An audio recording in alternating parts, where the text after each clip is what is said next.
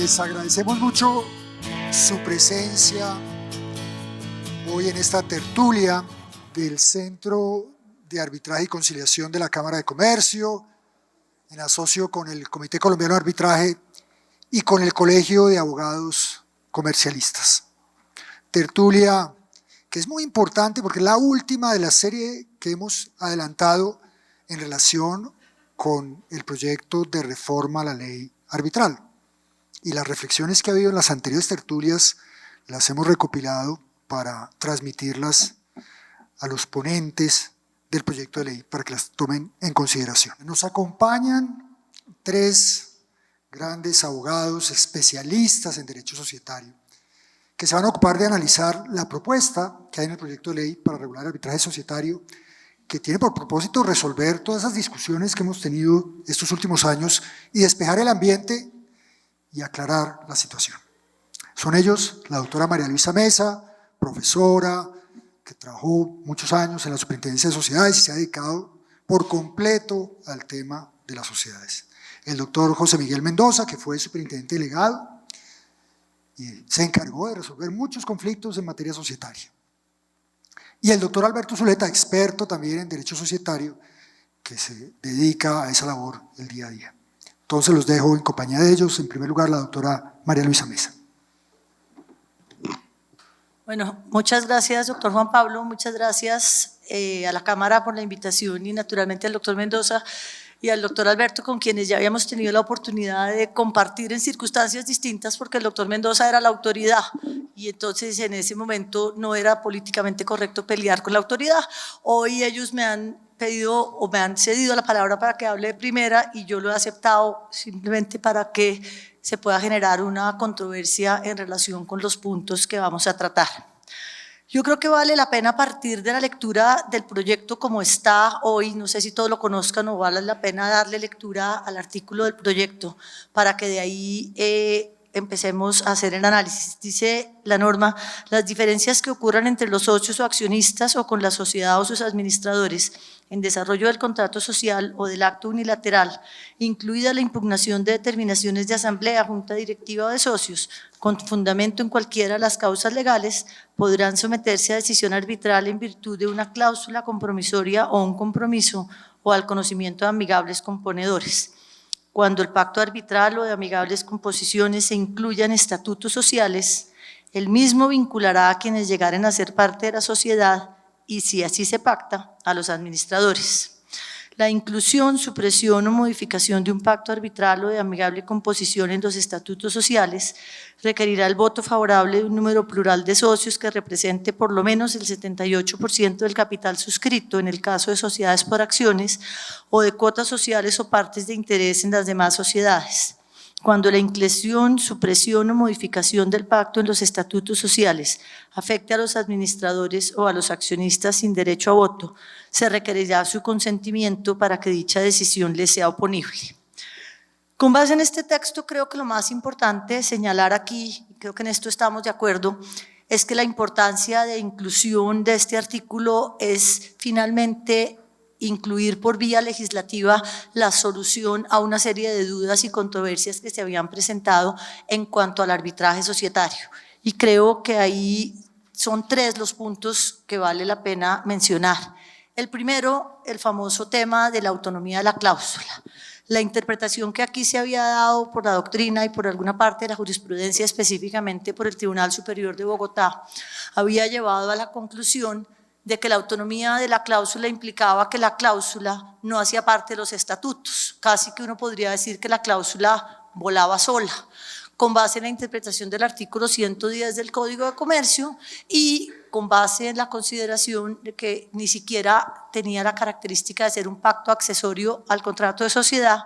Entonces, la conclusión a ello era no que la autonomía de la cláusula implicaba que sobrevivía independientemente de la suerte del contrato, sino que la autonomía de la cláusula implicaba que no hacía parte de los estatutos sociales. Creo que este tema queda totalmente aclarado porque el artículo claramente establece que cuando la cláusula se pacta y hace parte de los estatutos, pues tiene las consideraciones y las consecuencias de vincular a quienes se vinculan a la sociedad. Entonces, me parece que esa es una aproximación importante que cierra una discusión en cuanto a la autonomía de la cláusula.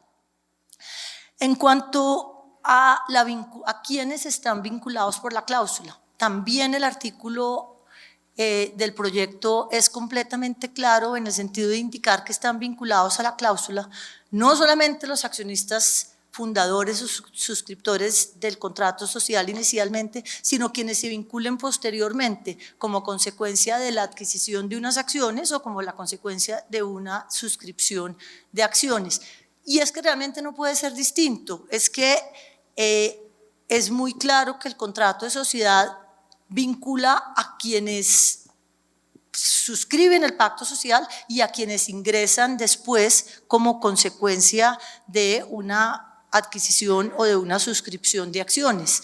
Entonces, el hecho de que los estatutos sociales estén debidamente inscritos en la Cámara de Comercio, el hecho de que exista la publicidad respecto del contenido de los estatutos sociales, que esté incluida la cláusula compromisoria en esos estatutos sociales, pues implica que existe una decisión autónoma y libre de ingresar a la sociedad y aceptar la cláusula compromisoria porque está ahí, porque es que lo que yo no puedo es suscribir unas acciones y decir, ¿sabe qué? Es que a mí me gustan todas las cláusulas menos la cláusula compromisoria, porque sería tanto como decir, es que a mí me gustan todas las cláusulas, pero tal vez la de dividendos no. No, la adhesión al contrato de sociedad cuando uno hace parte, cuando uno ingresa a la sociedad, pues implica que uno acepta la vinculación a todas las cláusulas de la sociedad y me parece que en eso el artículo cumple claramente con ello cuando dice que, específicamente dice que cuando uno ingresa a la sociedad claramente está vinculado a la cláusula compromisoria. Ahí entonces se van a disipar inquietudes que habían surgido en relación que a mí la cláusula no lo vincula porque cuando se pactó la cláusula no había aceptado expresamente su inclusión, que la cláusula vincula solamente a los accionistas que eran accionistas cuando se pactó la cláusula, y creo que esto sí es pura consecuencia de la aplicación del derecho societario. Y realmente, en mi opinión, la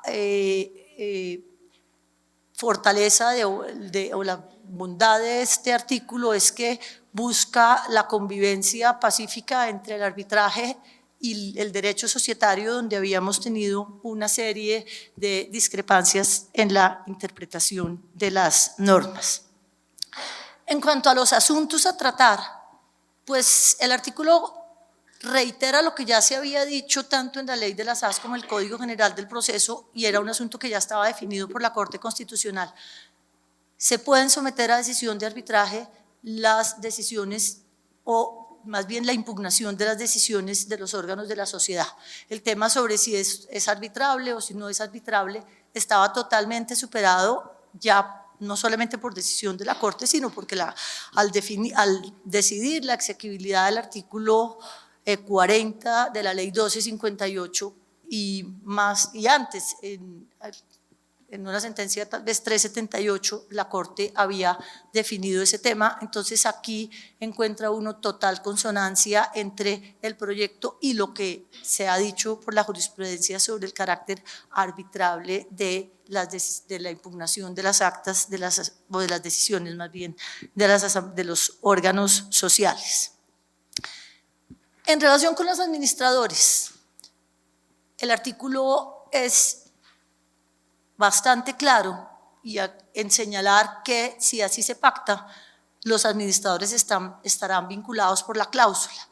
Yo aquí tengo la interpretación de que en la medida en que la autoridad de los administradores tiene origen en los estatutos, tanto en su designación como en sus facultades, como en sus responsabilidades, pues a uno no le queda duda que los administradores están vinculados en los estatutos. Si la cláusula compromisoria está incluida en los estatutos, pues no hay razón para decir que se requiere una aceptación expresa de los administradores para estar vinculados a la cláusula. Me parece que en eso el artículo claramente también establece que vinculará a quienes lleguen a ser parte de la sociedad y si así se pacta a los administradores, de tal forma que si yo acepto la designación como administrador y está pactada la cláusula compromisoria, creo que no queda ninguna duda de que la cláusula me vincula como administrador y en ese sentido las acciones de responsabilidad podrían iniciarse entonces vía una decisión o vía un arbitraje.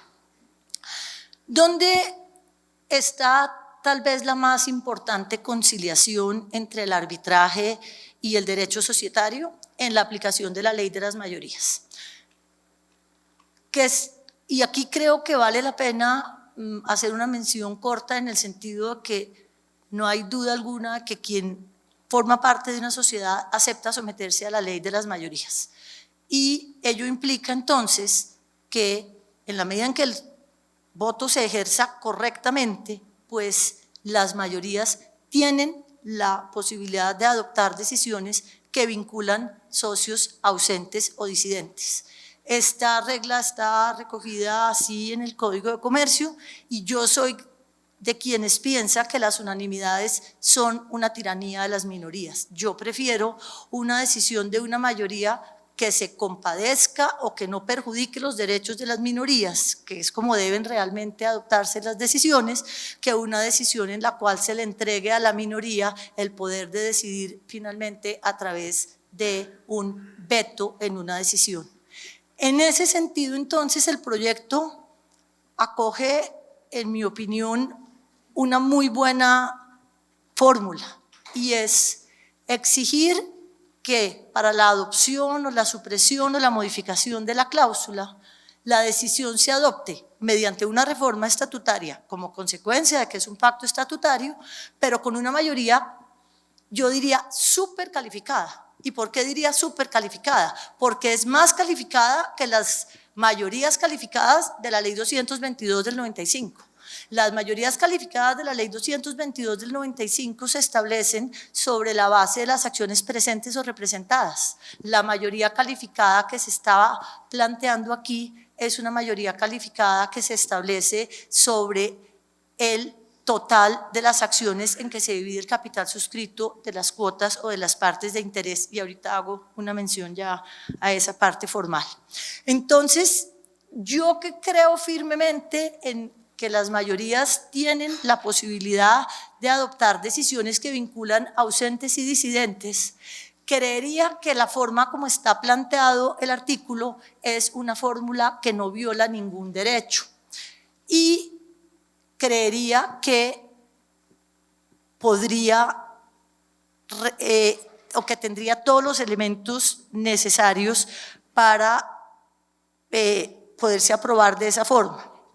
No obstante, yo tengo una preocupación frente a esa mayoría y es la decisión de la Sala Constitucional en la sentencia 014, cuando se refirió a la exequibilidad del artículo 40 de la Ley 1258.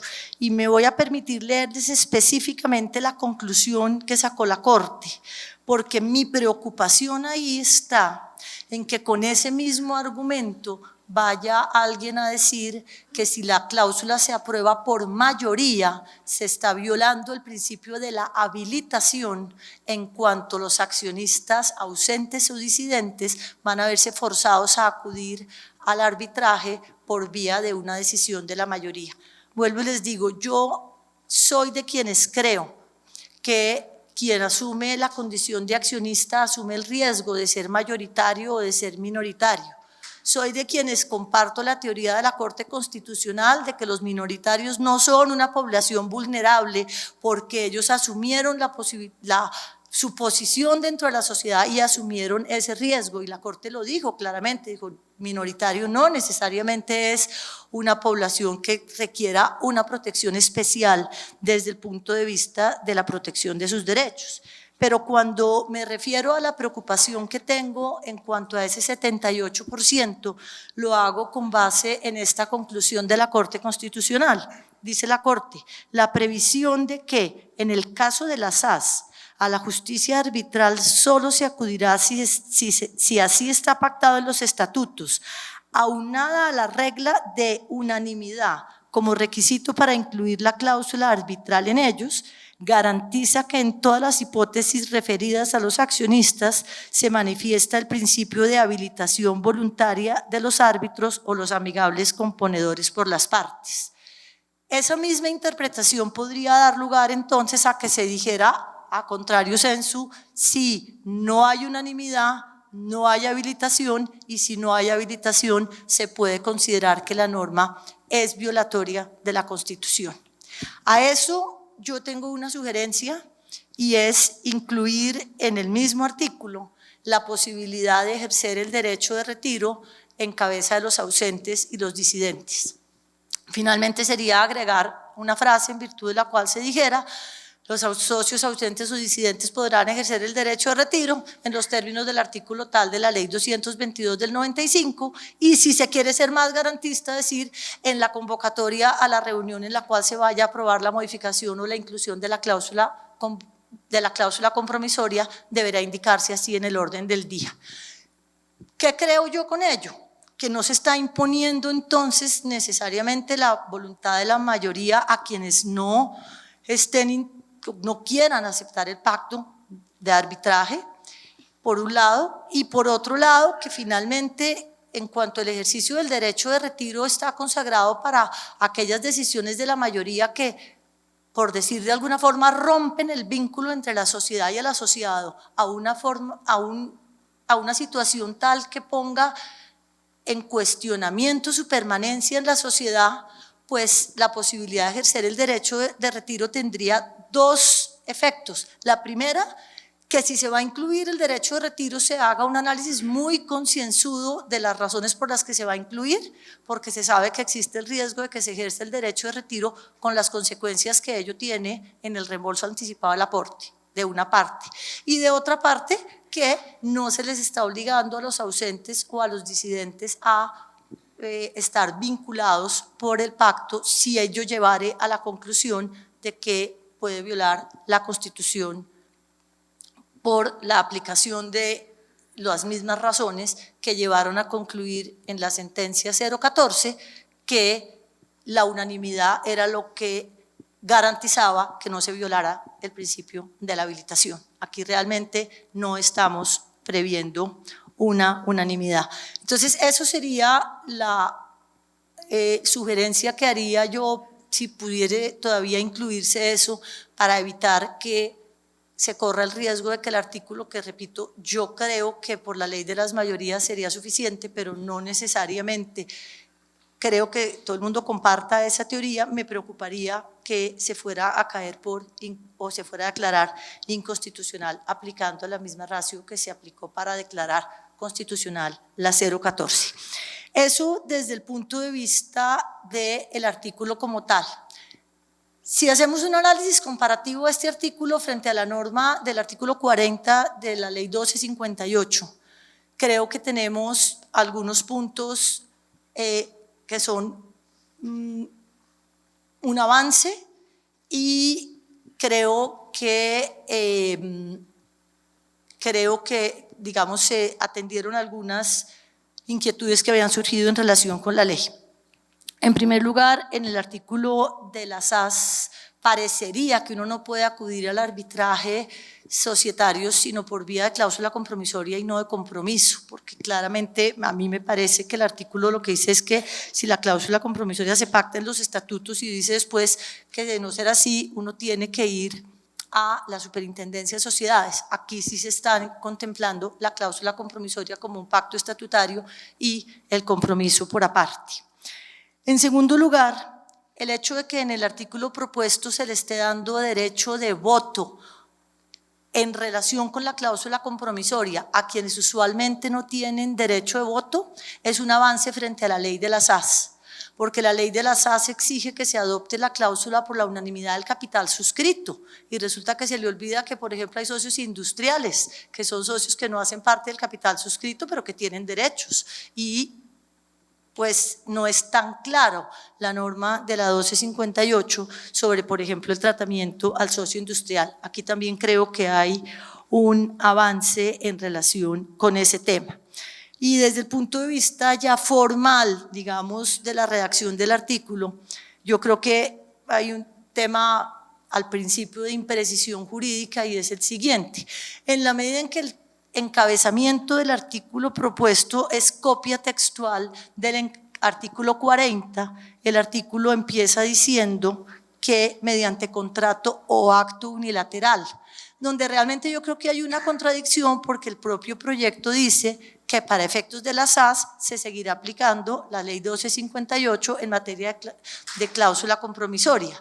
Entonces, si estamos frente al régimen del Código de Comercio, pues no hay ningún acto unilateral, estamos en presencia simplemente del contrato que le da origen a la sociedad. Creo que ese es un tema de forma que se puede arreglar, y creo igualmente que en el caso de la mecanismo para adoptar decisiones en las sociedades de personas, también hay que aclarar que las decisiones se toman por la unanimidad de los socios y no por un porcentaje de participación en el capital, por la forma como se deciden las sociedades de personas. Y si bien las sociedades de personas prácticamente ya no existen, pues creo que ahí en esa forma, específicamente, sí debería cogerse la regla de las sociedades colectivas de que la decisión correspondiente se adoptara por unanimidad, como es la regla general en las sociedades colectivas para adoptar decisiones.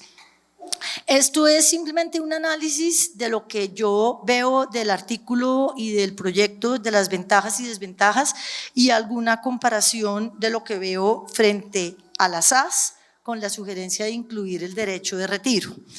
Yo sé que el doctor Mendoza tiene unas aproximaciones distintas en muchos temas, y no sé el doctor Alberto qué tan cercanas o qué tan distantes las tenga, pero pues creo que como la idea es aquí abrir un debate, entonces le doy la palabra al doctor José Miguel para que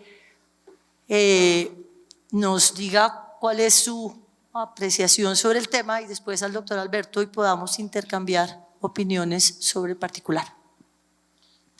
Muchas gracias, María Luisa. Buenas tardes a todos. Es cierto que la última vez que vine acá ante ustedes, hace 4 o 5 años, mis posiciones sobre este punto eran un poco radicales, lo reconozco, una consecuencia de los desafueros propios de la juventud. Hemos morigerado un poco esas posiciones, no mucho, porque les anticipo que no estoy totalmente de acuerdo con lo que se pretende hacer. Celebro la iniciativa de tratar de acompasar el régimen arbitral con el societario, pero creo que podemos hacer un esfuerzo un poco más exhaustivo. Quisiera comenzar por hablar acerca de la importancia que ha tenido el arbitraje societario en la historia nacional.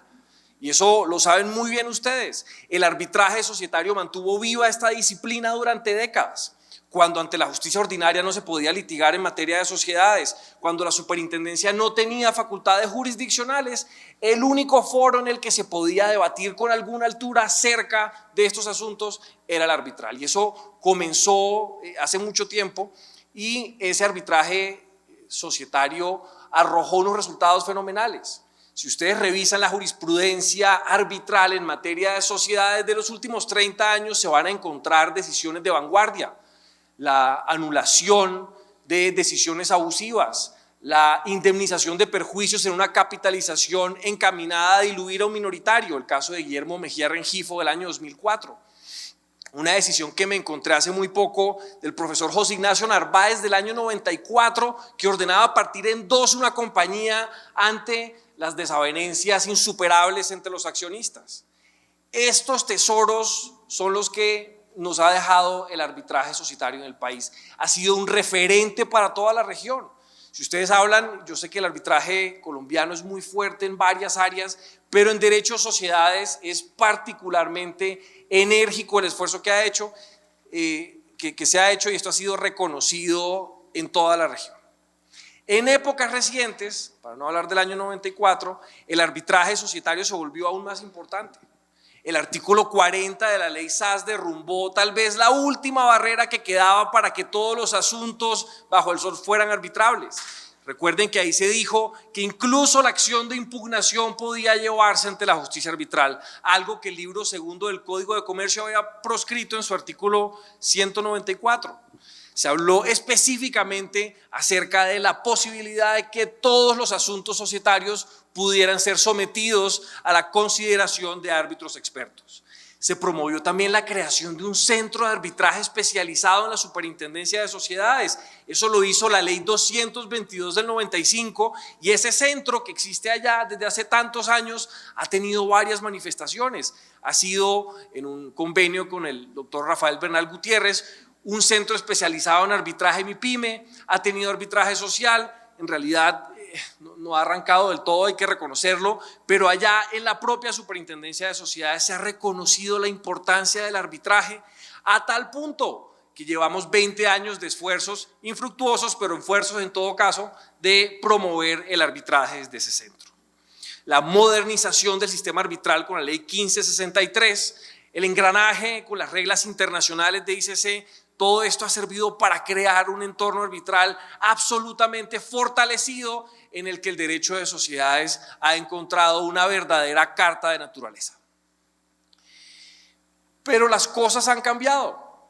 Ya no estamos en el año 94, cuando la única opción que tenían los empresarios para dirimir sus conflictos era el arbitraje. En los últimos 10 años, y esta cifra es bien importante, en los últimos 10 años las cosas han cambiado radicalmente. Primero, la creación de la justicia especializada en materia de sociedades de la Superintendencia de Sociedades abrió un espacio para que accionistas y administradores pudieran debatir allá, en esa entidad especializada en estas materias, los conflictos que surgieran entre ellos. La superintendencia pasó de tener 50 casos en el año 2012 a tener 800 casos el año pasado. La jurisprudencia que ha salido de la superintendencia supera en número toda la jurisprudencia acumulada en materia de sociedades durante el siglo XX en la rama judicial en Colombia. Eso ha cambiado radicalmente el entorno para resolver conflictos empresariales en el país. Y a eso hay que sumarle algo muy importante: la mejora gradual pero decidida de nuestra justicia ordinaria. Tuve una experiencia hace poco. Yo siempre pensé que la Superintendencia de Sociedades era el juzgado más rápido del país. Pues resulta que ahora un juzgado en Medellín sacó una medida cautelar 3 veces más rápido de lo que hace la superintendencia. En materia de sociedades, la justicia ordinaria ha mejorado tremendamente. Los jueces tienen ya un conocimiento profundo en materia de sociedades. La congestión se ha bajado a tal punto en que ya es una opción para los empresarios llevar sus conflictos ante los juzgados civiles alrededor del país.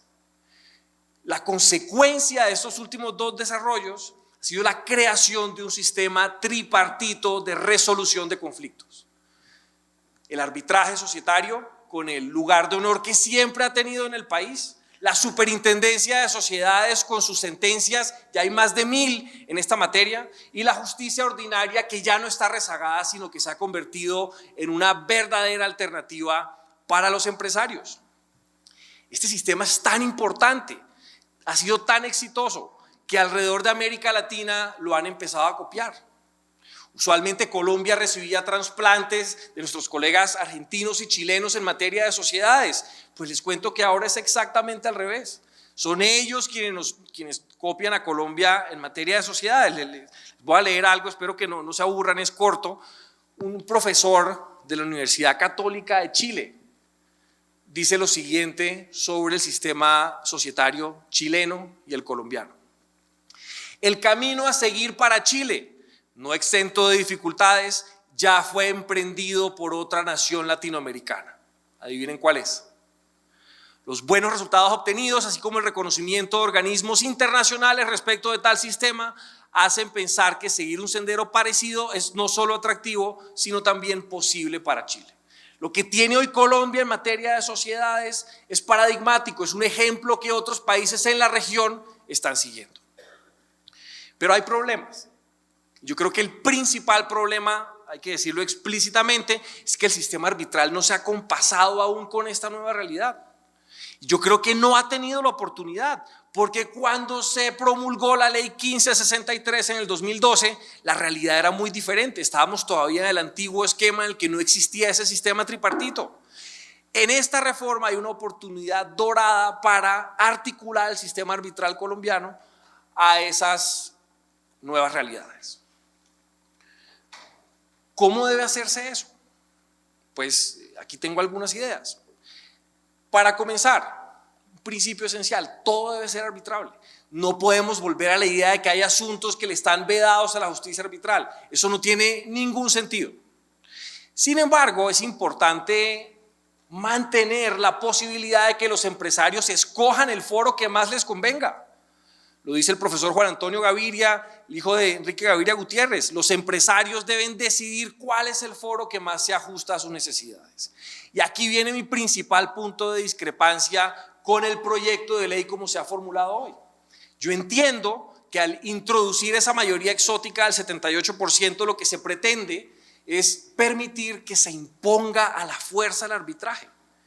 Yo creo que eso tiene varios problemas. Primero, tal vez lo más relevante, desnaturaliza el arbitraje, como lo ha reconocido la propia Corte Constitucional en la sentencia que citó María Luisa hace un rato, la C-014, que fue una sentencia que declaró exequible ese artículo 40 de la ley SAS. El principio de habilitación, que ustedes bien conocen, establece que las partes que concurren al foro arbitral deben hacerlo de común acuerdo, debe haber una manifestación de voluntad en ese sentido. La imposición unilateral del arbitraje rompe a todas luces con ese principio de habilitación. La autonomía de la cláusula compromisoria, un debate que ha llegado hasta las más altas esferas de la justicia colombiana y planteado inicialmente por una persona que está en esta audiencia. Ese debate sobre la autonomía de la cláusula compromisoria es importantísimo. No se puede dejar de lado. En la SAS se aclaró que la cláusula compromisoria formaba parte del contrato de sociedad y eso merece un tratamiento diferente a lo que ocurre bajo el libro segundo del Código de Comercio, en el que no hay en realidad una manifestación similar. ¿Cómo entonces debería regularse este asunto? ¿Cómo hacemos para que el sistema arbitral colombiano reconozca los cambios de los últimos 10 años? Para comenzar, yo diría, no hay que consultar la experiencia comparada. Yo he sido un partidario acérrimo de revisar y entender qué está pasando en otros países para ver cómo podemos adaptar esa experiencia a Colombia. Creo que en este caso no podemos hacer eso. Si uno mira la experiencia comparada, ustedes van a encontrar que todos los países industrializados se están moviendo a prohibir el arbitraje en materia de sociedades. En Alemania, por ejemplo, es imposible incluir una cláusula compromisoria en los estatutos del equivalente de la sociedad anónima, una Aktiengesellschaft. No se puede incluir la cláusula compromisoria. En Estados Unidos, tanto la Corte Suprema de ese país como la Corte de Cancillería del Estado de Delaware han dicho que el arbitraje forzoso en materia de sociedades está prohibido. En Italia, las sociedades abiertas no pueden incluir en sus estatutos cláusulas compromisorias. Para mi gusto, eso es un error. Y sería un error traer esa posición al país. Hay que defender el sistema arbitral, pero por supuesto engranarlo con ese foro tripartito que les he contado. ¿Cómo se hace eso? Hay que entender bien las realidades del contexto colombiano y ya tenemos estadísticas para saber qué está ocurriendo en el país. Ya sabemos cuáles son los principales conflictos que se presentan entre accionistas. Les aseguro que si les pregunto, todos adivinarían cuáles son esos conflictos, porque son bastante evidentes. En primer lugar, hay una multiplicidad de conflictos en que se debate el incumplimiento de acuerdos de accionistas. Eso en realidad no es relevante en este debate porque esos acuerdos tienen una cláusula compromisoria que no está en los estatutos.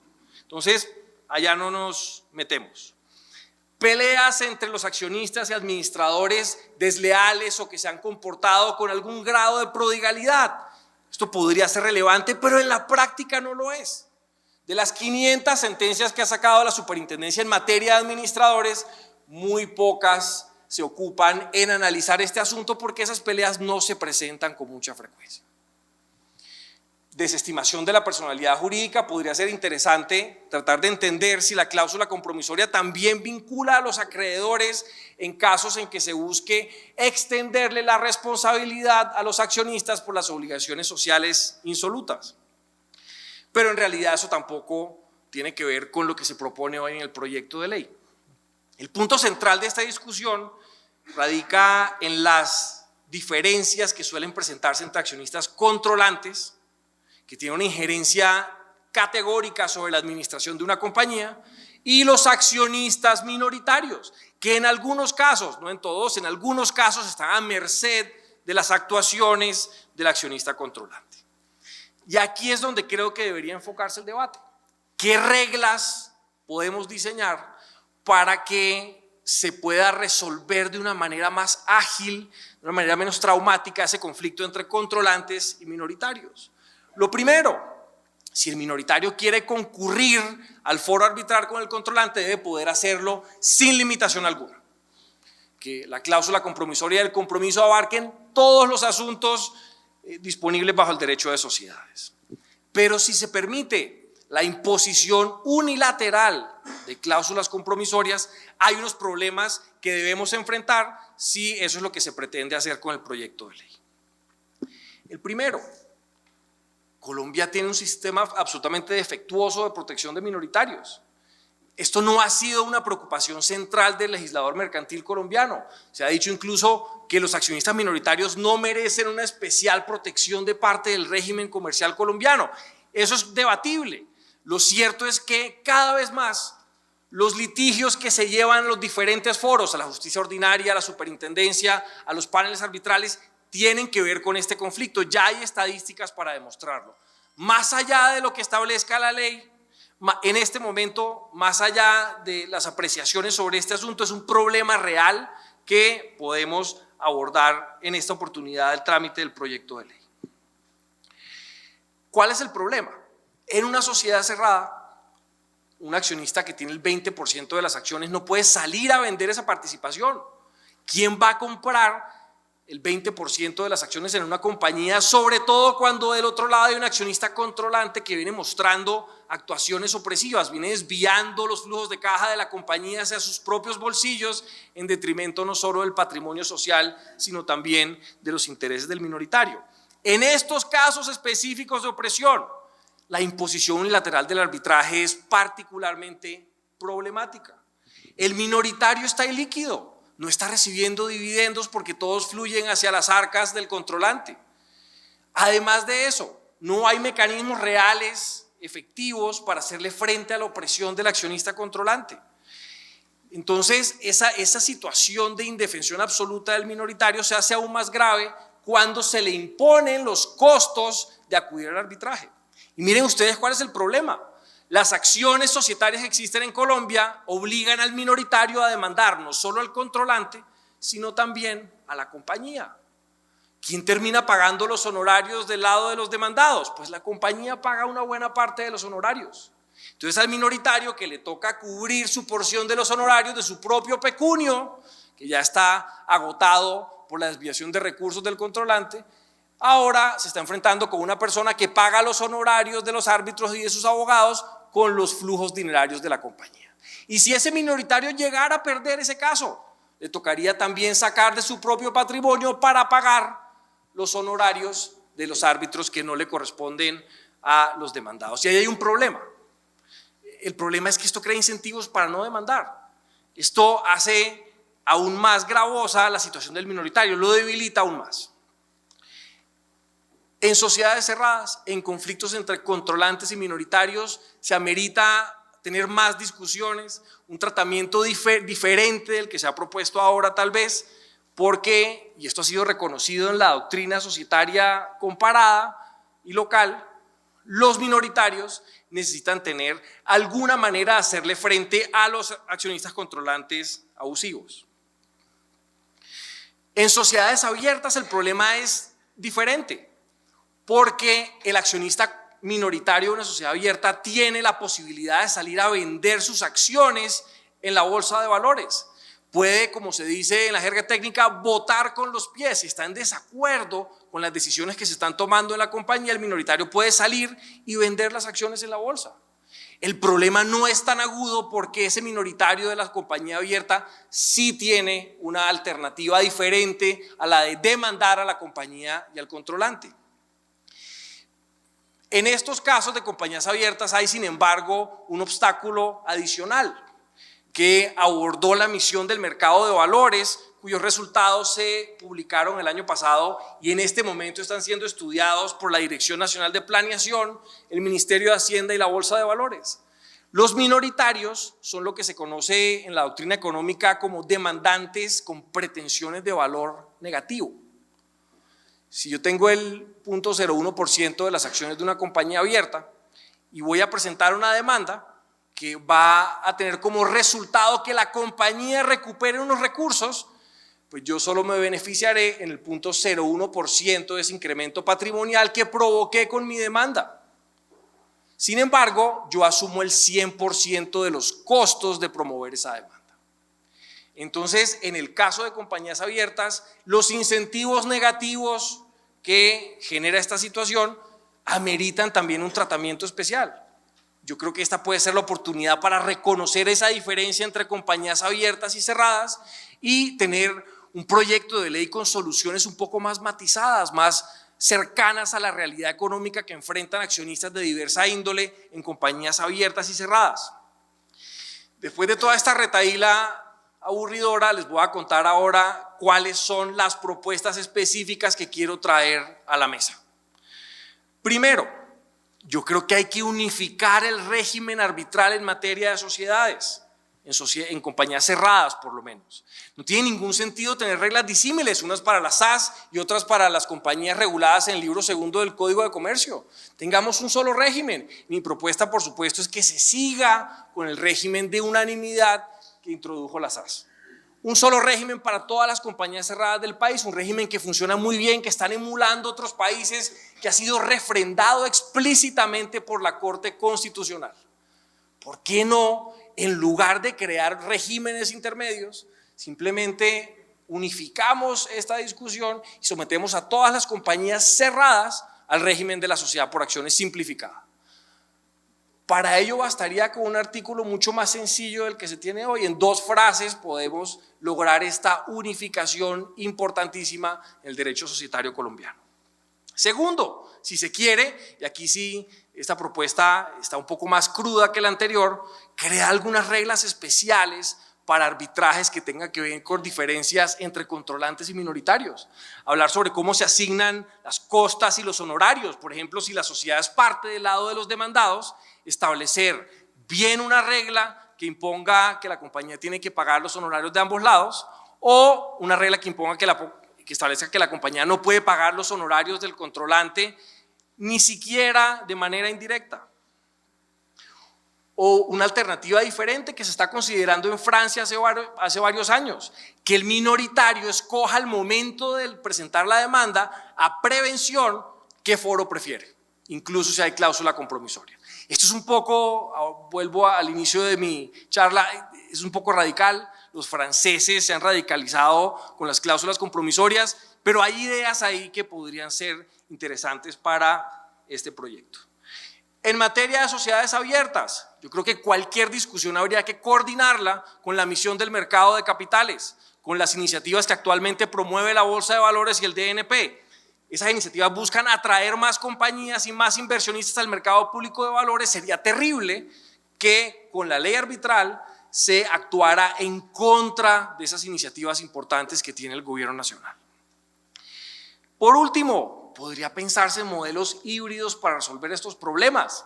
Por ejemplo, adhesiones voluntarias a las cláusulas compromisorias. Uno podría decir, mire, la cláusula no vincula a los ausentes y disidentes, pero en cualquier momento ellos pueden decidir adherirse a la cláusula compromisoria. Un modelo bastante exitoso en algunos estados de la Unión Americana. La exclusión explícita de cláusulas compromisorias. Yo puedo decidir al momento en que se introduzca en los estatutos la cláusula, votar en contra y de esa manera escaparme del foro de atracción de la jurisdicción arbitral. O incluso lo que hemos venido hablando con María Luisa, me parece una solución absolutamente salomónica, el derecho de retiro. Si el minoritario cree que la inclusión de la cláusula compromisoria lo va a poner en una situación desfavorable, intolerable, aquí hay una salida. Y esto me gusta porque obliga a las mayorías a pensar muy bien al momento de tomar la decisión. Porque al detonar el derecho de retiro está posiblemente también activándose el mecanismo de reembolso que traen los artículos 14 y 16 de la ley 222 y habrá que pagarle en efectivo a ese minoritario que se retira por virtud de la inclusión de la cláusula compromisoria. En síntesis, pues, hay una oportunidad de oro para hacer un trabajo matizado para resolver definitivamente las incongruencias y las tensiones que hoy existen entre el régimen societario colombiano y el régimen arbitral.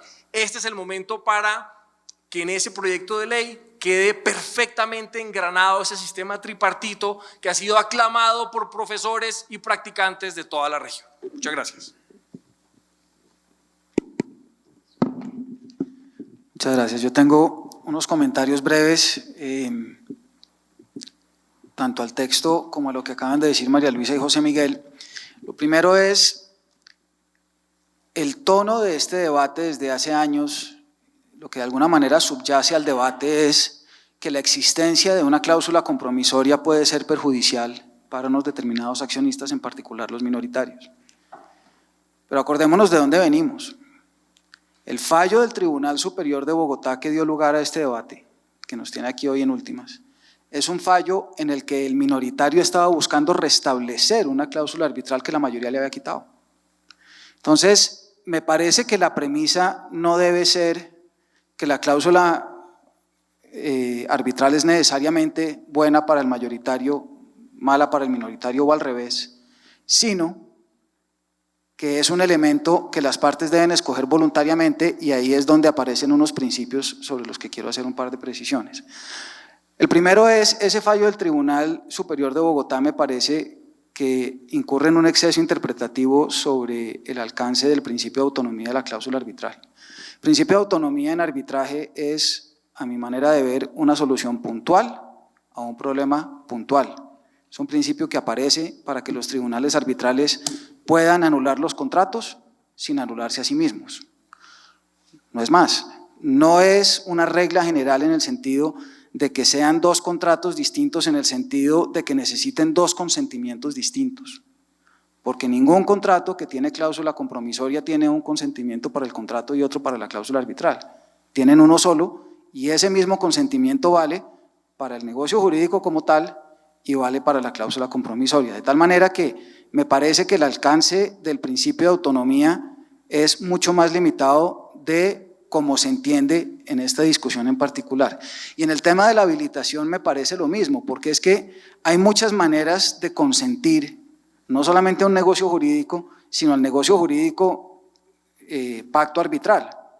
Cuando yo doy mi consentimiento para seguir las mayorías societarias, lo estoy dando para todo aquello que pueden esas mayorías adoptar, y yo no veo por qué, si a mí una mayoría societaria me puede imponer cosas con las que no estoy de acuerdo porque las decisiones son vinculantes para los disidentes.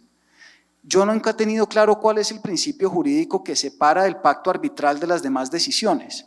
Es decir, si a mí me pueden obligar a tener una junta directiva de 5 personas y yo la quiero de 3, si me pueden obligar a no repartir dividendos si yo los quiero repartir o al contrario, si me pueden obligar a tantas cosas, yo no tengo muy claro cuál es el principio jurídico según el cual el pacto arbitral es la excepción a esta regla. No lo encuentro en el derecho societario y no lo encuentro en los principios propios del arbitraje. Creo que debe seguir el pacto arbitral la misma regla, en el sentido de que cuando yo consiento ceñirme a las decisiones de la mayoría, estoy dando mi consentimiento para el pacto arbitral si esa es la decisión que toman. Entonces, lo primero, me parece afortunado del proyecto que se refiera tanto a la inclusión como a la modificación y a la supresión del pacto. Es decir, son las 3 decisiones las que se rigen por lo que está diciendo acá, porque puede haber circunstancias en que suprimir el pacto sea el problema y circunstancias en las que incluir el pacto sea el problema y circunstancias en las que modificar el pacto sea el problema. Desde ese punto de vista me parece afortunado. Hablo rápidamente del tema de los administradores y los accionistas sin derecho a voto. No me queda claro por qué los administradores y los accionistas sin derecho a voto son grupos merecedores de especial protección. No pensaría el accionista minoritario, no me queda claro por qué el administrador o el accionista sin derecho a voto tiene un tratamiento distinto del accionista minoritario. Podría ser más discutible, pero me parece que este régimen, entre menos excepciones tenga, mejor, y esas son 2 excepciones cuyo alcance realmente no entiendo bien, sobre todo en el caso de los administradores. En el caso de la mayoría, del 78% al que María Luisa se refería como una supermayoría, yo creo que ese es el tema de fondo que de alguna manera permea todo lo que, o la mayoría de lo que se ha dicho hoy, y es lo siguiente: ¿por qué qué problema soluciona tener esta supermayoría? Porque de alguna manera lo que se está pensando es, tratemos de tener un régimen que no permita la inclusión o supresión o modificación de una cláusula arbitral de tal manera que perjudique a un sector de los miembros de la sociedad. Y en eso le doy la razón a José Miguel en el sentido de que cualquier cosa distinta del 100%, pues está exponiendo por lo menos a algunos accionistas a un régimen arbitral que pueden o no querer. Entonces, me parece que la solución debería ser otra.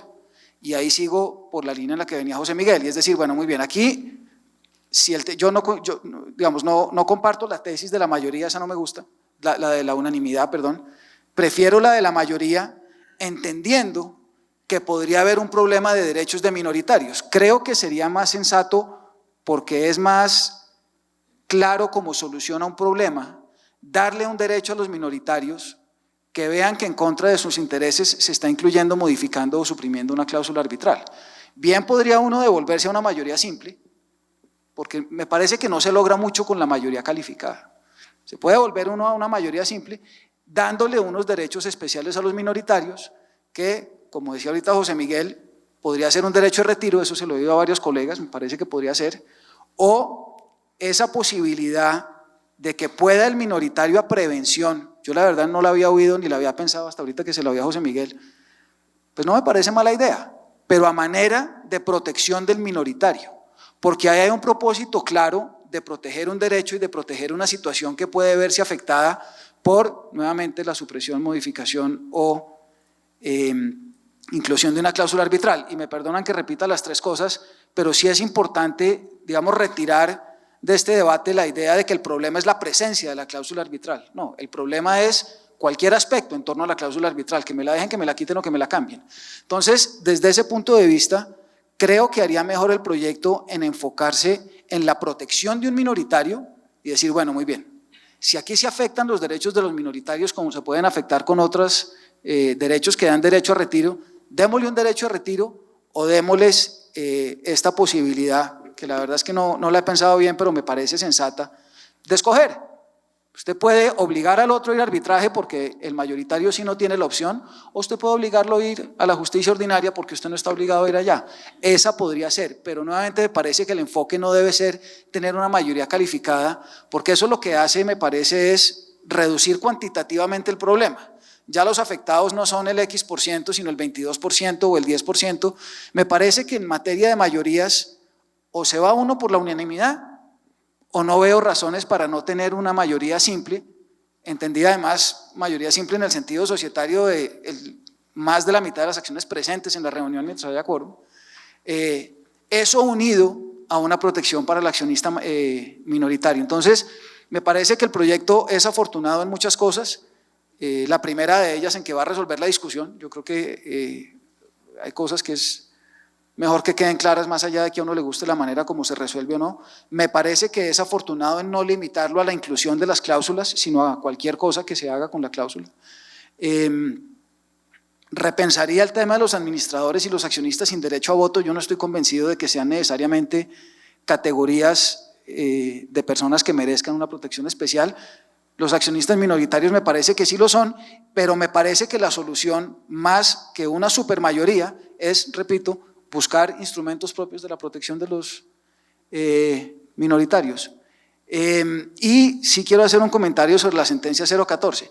Esa sentencia avala la unanimidad en el sentido de que le preguntaron que si era constitucional y la Corte dijo que sí. No creo que la avale más allá de eso.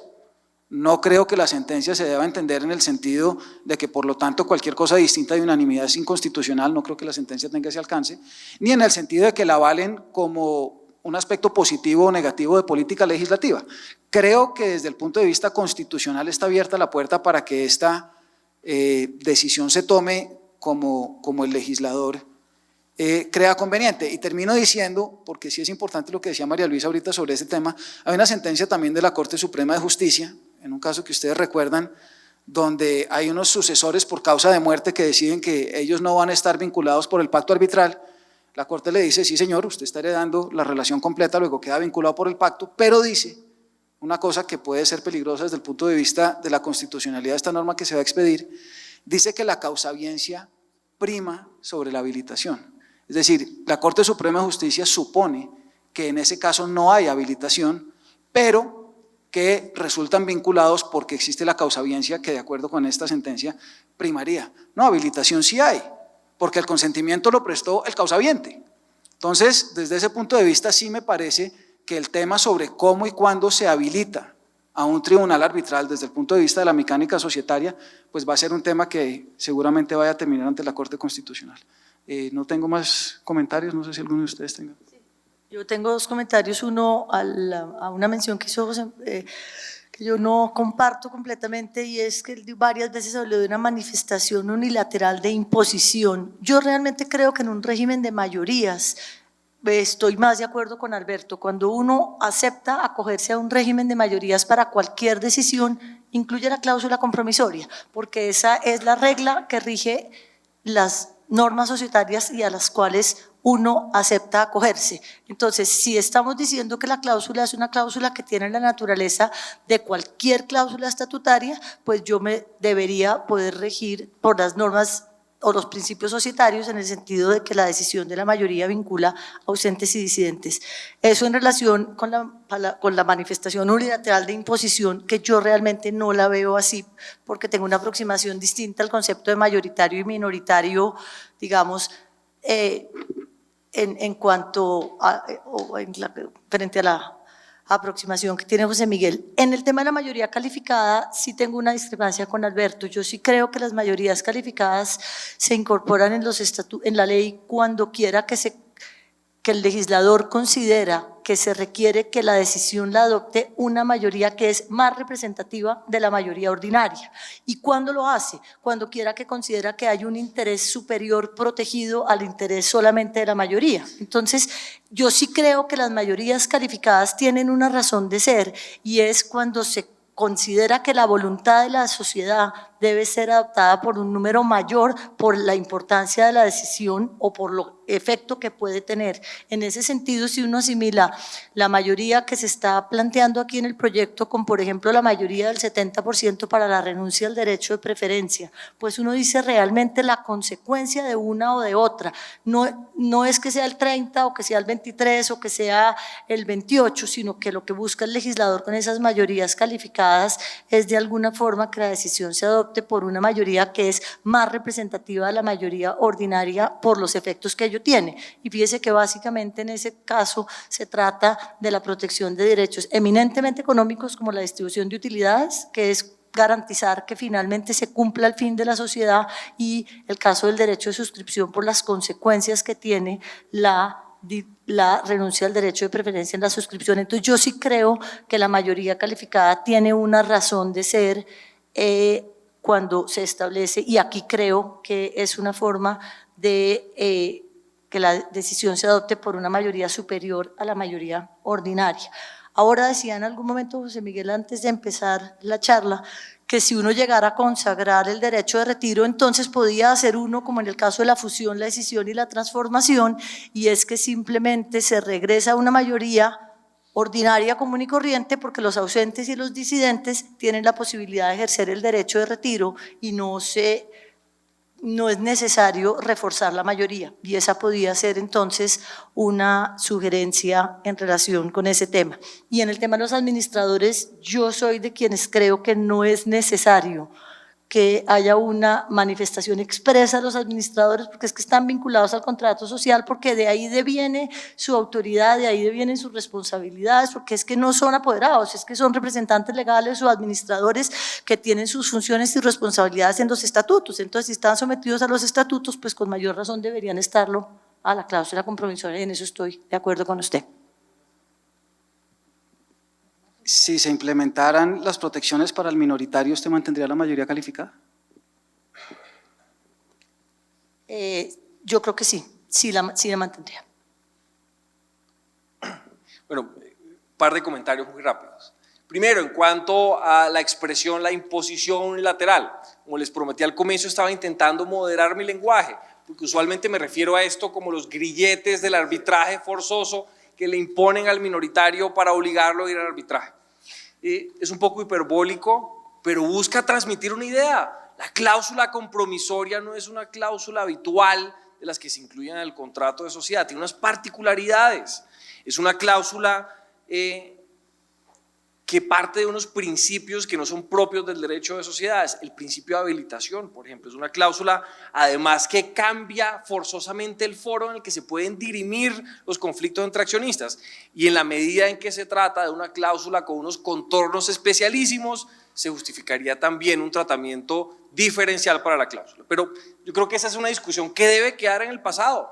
Aquí está la oportunidad de zanjar por completo la discusión, crear unas reglas diáfanas sobre cómo debe aplicarse el foro arbitral en materia societaria. Hay varias propuestas sobre la mesa: unificar los regímenes para que el de las ACE les aplique a las compañías del libro segundo del Código de Comercio, el derecho de retiro con mayorías ordinarias o calificadas, o la que se está convirtiendo, les confieso, en mi posición predilecta, la posibilidad del minoritario de acudir a prevención a la justicia arbitral o a la ordinaria, como ocurre también con la Superintendencia de Sociedades. Tal vez esto funciona muy bien para promover la libertad de escogencia de los minoritarios y de los accionistas en general en ese foro tripartito. Pueden escoger entonces los minoritarios entre la superintendencia, la justicia ordinaria o el arbitraje en cualquier caso. Y con eso yo creo que se le estaría haciendo un gran favor al régimen societario colombiano. Un punto adicional. Una pregunta le hago yo, doctor. ¿Quién es el minoritario? El que no es el mayoritario. Bueno, o sea, el que tiene… ¿Cuál, o sea, en porcentajes, cómo… ¿Quién es el que ejerce qué tipo de control? ¿Bajo cuáles de los supuestos de control decimos quién es el minoritario para estos efectos? Para efectos de definir a prevención, ¿quién puede hacer uso de ese derecho? ¿Quién? Yo creo que uno de los grandes aciertos del régimen societario ha sido no definir quién es el minoritario, porque usualmente, ¿quién es el minoritario en la práctica? La persona que no tiene la potestad de tomar decisiones por mayoría en el máximo órgano social. Eso se traduce en que este minoritario tal vez no forma parte de la administración, tal vez no está en la junta directiva, y si lo está, no forma parte de las mayorías en ese órgano. Yo no estoy diciendo que todos los minoritarios del país están en una situación de absoluta indefensión como los huérfanos del Chocó. No, señor. Estoy diciendo que hay una posibilidad mayor de que esos minoritarios tengan ciertos problemas, como lo muestra la práctica. Pero yo quería decir una cosa, plantear una idea adicional a lo que ya se ha venido discutiendo. Es importante que las cámaras de comercio en sus reglamentos internos de funcionamiento propongan tal vez reglas sobre arbitraje societario, que los centros de arbitraje y conciliación del país empiecen a competir entre ellos para diseñar reglas especiales en materia societaria. Miren que el litigio societario en realidad es muy reciente en Colombia, a pesar de que hay antecedentes de hace varias décadas. Esto apenas entró en su furor hace poco tiempo, 800 demandas el año pasado. Las reglas procesales, sin embargo, no se han adecuado a las realidades del régimen societario. ¿Qué tal, por ejemplo, hablar acerca de la distribución de la carga de la prueba en materia de sociedades? ¿Qué tal aplicar reglas de la carga dinámica probatoria en conflictos entre accionistas y administradores? ¿Qué tal, por ejemplo, llevar a sede arbitral un proceso que se ha vuelto muy popular en la superintendencia? La valoración de compañías. Discrepancias sobre cuánto vale una sociedad aplicando el método de flujo de caja libre descontado, o en sociedades de servicios profesionales usando métodos diferentes. Es decir, el campo para innovar en arbitraje societario es infinito, y creo que le estamos haciendo un flaco favor al régimen colombiano si nos enfocamos solamente en introducir unas mayorías para que se puedan imponer cláusulas compromisorias. Muchas gracias por las excelentes intervenciones y el debate que han generado. Dos, tal vez tres comentarios pequeños. Una referencia histórica, me gusta la historia en materia de arbitraje, y no sé, tal vez se nos ha olvidado algo interesante conocer. Cuando Luis XIV expide sus ordenanzas de comercio, Luis XIV establece el arbitraje como obligatorio para resolver los conflictos societarios. Y las ordenanzas de Bilbao toman la misma regla. Y el arbitraje para resolver conflictos societarios se mantuvo como obligatorio en España durante el siglo XIX, en Argentina incluso parte del siglo XX, y tengo la impresión de que hay todavía países que mantienen arbitraje obligatorio. Y la teoría que había detrás del arbitraje obligatorio en materia societaria, recuerdo lo que decían las ordenanzas de Bilbao, es que los conflictos societarios tienen que resolverlos gente que conozca de negocios y tienen que resolverse rápidamente. Ese era el criterio, que esos temas no pueden dejarse a los jueces normales porque tienen que resolverse por gente que conozca de negocios. Es lo que yo quiero recordar. Lo otro que quería señalar rápidamente es que es muy interesante la propuesta del régimen a prevención que hace el doctor José Miguel, porque esa alternativa ya existe en ciertos países para arbitraje de consumo. Inclusive, ustedes recuerdan que en Colombia hay un decreto que reguló el contrato de opción en materia arbitral y que dice se puede dar opción de arbitraje a través a los consumidores y el consumidor entonces elige si quiere, cuando tiene un conflicto, acudir a arbitraje o acudir al juez ordinario. Es decir, no es una alternativa nueva en el mundo, ya funciona. En España hay todo un sistema que desarrolla el arbitraje de consumidor bajo la figura del arbitraje societario y en otros países también la están aplicando. Yo tengo una duda con los administradores porque me hago la siguiente composición de lugar. Tengo un administrador en una sociedad en la cual él aceptó ser administrador cuando había pacto arbitral.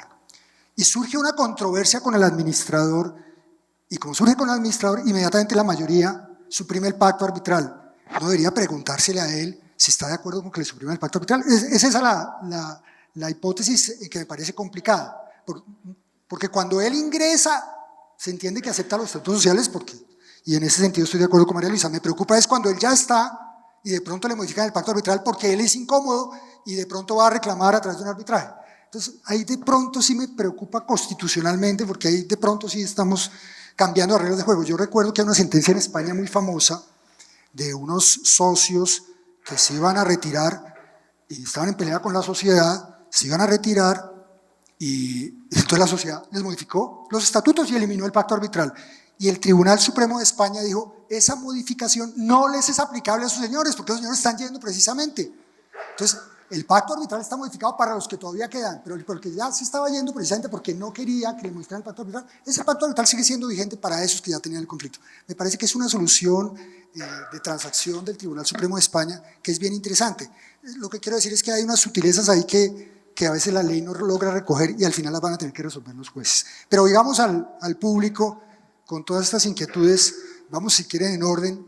Habría un asunto adicional a tener en cuenta.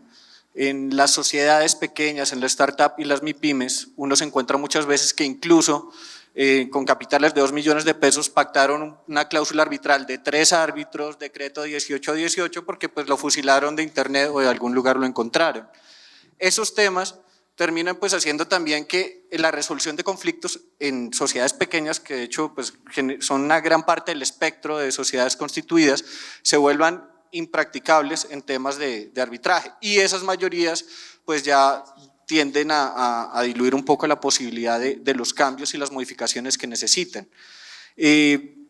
Otra cosa, no, creo que sería eso todo, pues el tener en cuenta, digamos, el tema del arbitraje MIPYME, que pues en la Cámara de Comercio tiene un muy buen reglamento y un buen arbitraje MIPYME, pero ese arbitraje MIPYME muchas veces queda por fuera de los pactos arbitrales porque vienen fusilados de los estatutos que le regaló el abuelito o algo por el estilo. Yo le tengo la explicación para eso. Es que la cláusula compromisoria en los estatutos modelos que ofrece la Cámara de Comercio tiene los 3 árbitros y no habla del arbitraje MIPYME. Entonces los modelos de la SAS o de la compañía que se cree ya tienen esa cláusula con esas características. Qué bueno sería, hablando de modificar los reglamentos, que hubiera una orientación al usuario. Venga, usted es una compañía de pequeño tamaño, de pequeñas dimensiones, aquí hay una cláusula compromisoria de arbitraje MIPYME. Si mal no recuerdo, esa fue una idea que promovió mucho Rafael Bernal en alguna época, y la idea era que fuera gratuito con árbitros de la lista trabajando pro bono. Nosotros desde la superintendencia tratamos de montarnos en ese proyecto, pero no funciona si el modelo de cláusula compromisoria habla de 3 árbitros. Bueno, ahí usted claramente lo dijo, pactaron, es que esa es la consecuencia de copiar el estatuto sin saber lo que se pactó. Realmente creo que ahí pecamos todos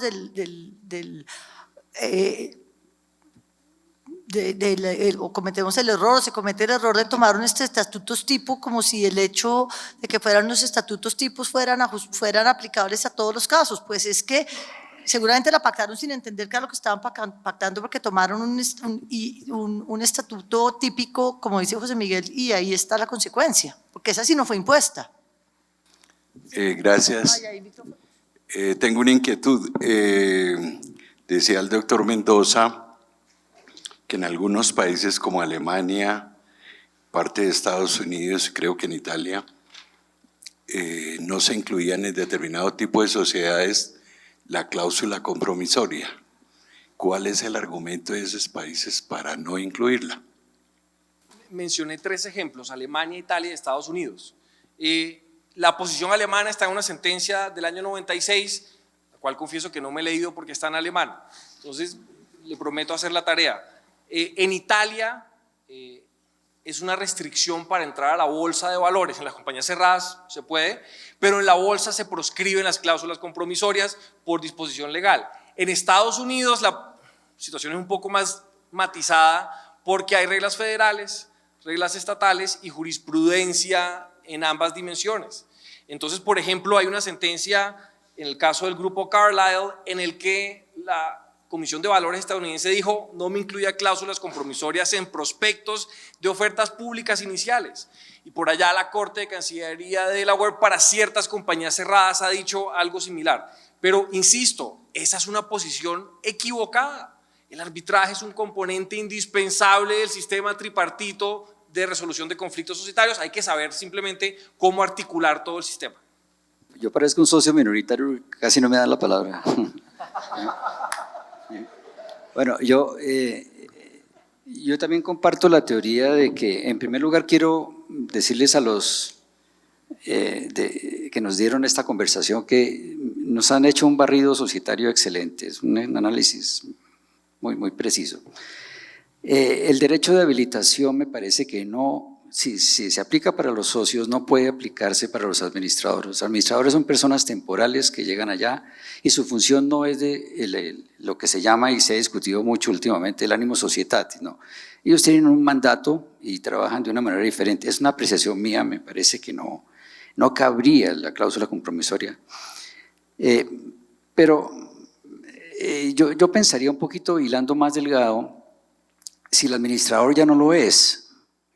Le dicen, usted tiene que, vamos a iniciar una acción contra usted, en fin. Dicen, no, pero es que yo ya no soy administrador. El administrador puede ser un miembro de junta. Entonces, dice, no, yo dejé de ser miembro de junta. Sí, pero es que usted, le estamos haciendo una acción de actos cuando usted estuvo en la sociedad. Me parece que no cabe muy bien. ¿Qué pasaría en el caso, por ejemplo, de que se inicien acciones contra un liquidador? El liquidador dice, 5 años después de aprobada la cuenta final de liquidación, tenemos que hacer una acción contra usted. Dice, no, pues yo no soy liquidador, la sociedad no existe. ¿Se le puede aplicar a él la cláusula compromisoria en una sociedad que ya no existe? Me parece que esos temas podrían analizarse un poquito en relación con la cláusula compromisoria para los administradores. Si están desempeñando servicios, si dejaron de estarlo. ¿Qué pasa, por ejemplo, con los revisores fiscales? ¿Por qué ellos no? ¿Qué pasa con la acción social de responsabilidad? Es una cuestión delicada. La ley 222 es muy clara al reglamentar que se adopta por la Asamblea una acción social de responsabilidad. Esa está cobijada por la cláusula compromisoria. Yo con esto no quiero de ninguna manera decir que ustedes no hubieran pensado ese tema, pero me parece que todavía hay mucho por ahondar en ese tema. Y yo considero que, digamos, como allí el doctor Miguel hablaba, yo no sé si ustedes han leído el libro de Reyes sobre las sociedades en los Estados Unidos. Uno leer el libro, dice, ¿sabe qué? Los gringos no saben qué están haciendo, porque si saben, ¿cuántos estados hay en Estados Unidos? 50 estados, son 50 legislaciones. Y hay condados que tienen legislaciones específicas. Estados Unidos no es el país modelo en tipo societario, empezando por el Inc. Eso Inc. no significa nada. Pero a donde yo quiero llegar para esta cuestión es, me parece que todavía queda mucha tela para cortar en este proyecto que me parece muy interesante y sí quiero resaltar que es un momento oportuno para solucionar todo este tipo de cosas. Yo he pactado en estatutos que he elaborado cosas como que las personas que se suscriban aquí como accionistas que hayan adquirido acciones posteriores a su creación quedan vinculados con el pacto compromisorio. Que sea legal o no, no lo sé, pero lo he pactado. Y también algo muy juicioso que yo he tratado de implementar, que no ha sido fácil, es la amigable composición, porque todos los que estamos metidos en este berenjenal de los conflictos societarios sabemos que un problema de distribución de acciones no puede demorarse un año mientras el Tribunal de Arbitramiento lo decide. Son cuestiones pues que yo, perdónenme la expresión, los quiero compartir aquí porque me parece que es el foro y me parece que los expositores han sido muy claros, muy precisos y si estos mensajes los pueden tener en consideración para hacer algunos ajustes me parece interesante. Muchas gracias. Dos reacciones muy rápidas. La primera, me encanta la idea de imponer el arbitraje forzoso a los revisores fiscales. Con eso les creamos un incentivo para que dejen de ser simples observadores de lo que ocurre en la compañía y de pronto hagan su tarea de manera un poco más activa. Lo segundo, yo estoy con el doctor Zuleta en esto. Si el administrador consintió en acudir a la justicia arbitral, tiene que ir a la justicia arbitral, sin importar si la compañía cambió de nombre, se transformó, se liquidó, cambió de domicilio. Así como soy de radical con la idea de que no se le puede imponer la cláusula compromisoria a un accionista, creo que si alguien prestó su consentimiento para ir al foro arbitral, tiene que respetarse como dé lugar ese pacto. Quisiera hacer una pregunta y es el tema, gracias. Este parágrafo está en el capítulo de arbitraje nacional, pero no sé si podría ser internacional este arbitraje. Si siendo internacional podría esta supermayoría, por ejemplo, obligar a la minoría a irse a arbitraje a Singapur. ¿Y quién controlaría la abusividad de esta cláusula? Si esta cláusula fuera abusiva y obligan al minoritario a irse a Singapur, ¿quién decide si esa cláusula es abusiva, si es el mismo tribunal o si sería un foro distinto? Un pequeño comentario en el tema del derecho internacional. Hasta donde yo me acuerdo, el principio de materia societaria es que a las sociedades se le aplica la lex societatis, la ley de su incorporación en el sistema anglosajón, la ley de su domicilio en otros sistemas, y a mi juicio eso incluiría, por consiguiente, la inclusión o no del pacto arbitral de los estatutos. No sería entonces la ley que uno escogiera. Por consiguiente, si se pactara un arbitraje internacional y hubiera controversia, creo yo que el árbitro tendría que mirar la lex societatis, porque esa es la regla en general en el mundo, que la lex societatis es la que rige las decisiones societarias, pero no sé si los expertos están de acuerdo. No, yo estoy completamente de acuerdo. Canta que el doctor Juan Pablo nos dice a nosotros los expertos. Sí. Pues la pregunta suya no es bajo qué ley, sino quién lo hace. Y esa es una pregunta más complicada, porque hay países donde usted podría llevar el pleito ante el juez y decirle al juez, sobre la base de que este pacto es abusivo, asuma competencia usted. Y si usted mira el artículo 2.3 de la Convención de Nueva York, permite eso. Lo que pasa es que la porción del artículo 2.3 de la Convención de Nueva York que permite eso ha dado lugar a tantas disputas que en la ley nuestra la quitamos. Entonces, cuando uno tiene una cláusula arbitral y el arbitraje es internacional, le diría que casi que necesariamente le toca a uno terminar dando esa pelea ante el tribunal arbitral. No estoy 100% seguro, pero creería que esa es la situación en la que estamos por esa razón. Entonces, yo creo que ya podemos terminar. Les pido un aplauso por la excelente exposición de los invitados.